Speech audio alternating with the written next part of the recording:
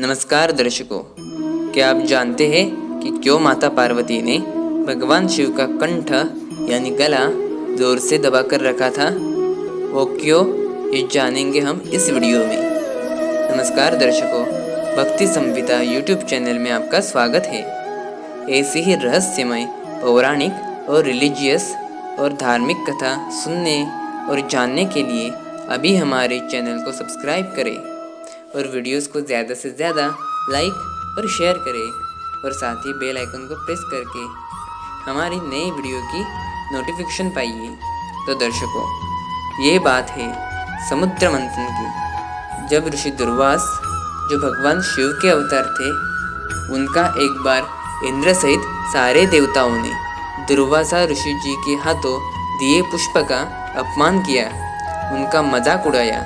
इसकी वजह से ऋषि जी ने उन सबको श्राप दिया। श्राप के प्रभाव से उनकी सारी तेज से सारी ऊर्जा शक्ति चली गई और वो मनुष्यों के भांति दुर्बल हो गए थे। तब इस वजह से वो दानवों से भी हारने लगे। इस विषय पर विष्णु जी के पास समाधान मांगने सभी देवता गए। तब विष्णु जी बोले, तुम सब दानवों के साथ यह क्षीर सागर पर समुद्र मंथन करो।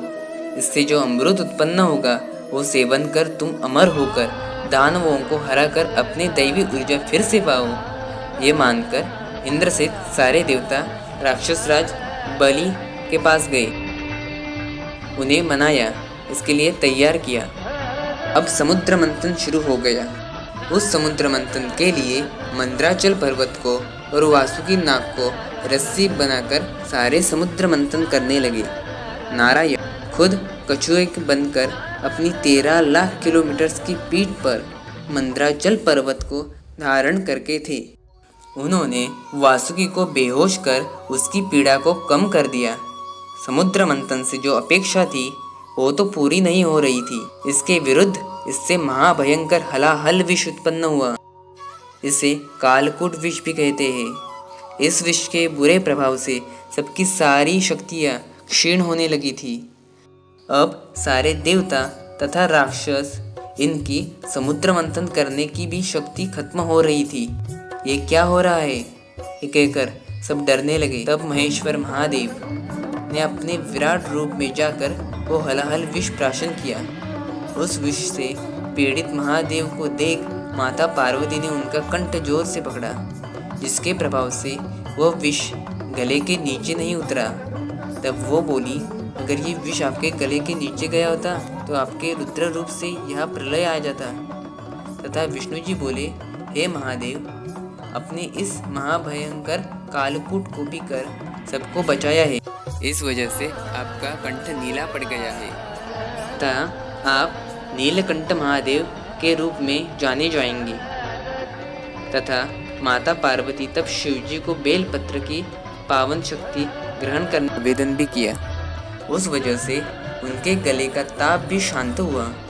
इसलिए शिव और पार्वती को बेल के पत्ते बेहद प्रिय है तथा सभी देवों को प्रिय है। उस वक्त समुद्र मंथन से अमृत के साथ 14 रत्न पैदा हुए। वो अमृत देवों ने पिया और वो शिव कृपा से अमर हो गए और चालाकी से दानवों को उससे दूर रखा। उन दानवों को सब ने उन बदमाशों को पाताल में खदेड़ दिया।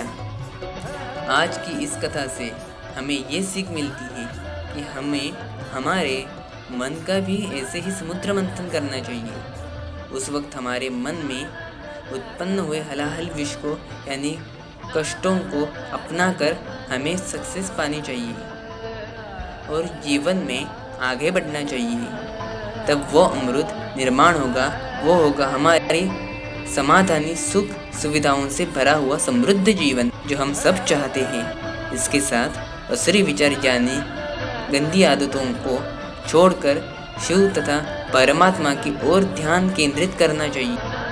तो दर्शकों, ये थी आज की कथा, ये पौराणिक कथा और उससे लेने वाली वर्तमान जीवन की सीख। इसका संगम आपको कैसा लगा वो कमेंट बॉक्स में बताइए। इसके साथ चैनल को सब्सक्राइब और वीडियो को ज़्यादा से ज़्यादा शेयर और लाइक कीजिए। फिर मिलूँगा ऐसे ही एक रोचक और बहुत ज़रूरी जीवन की सीख देने वाली कथा के साथ।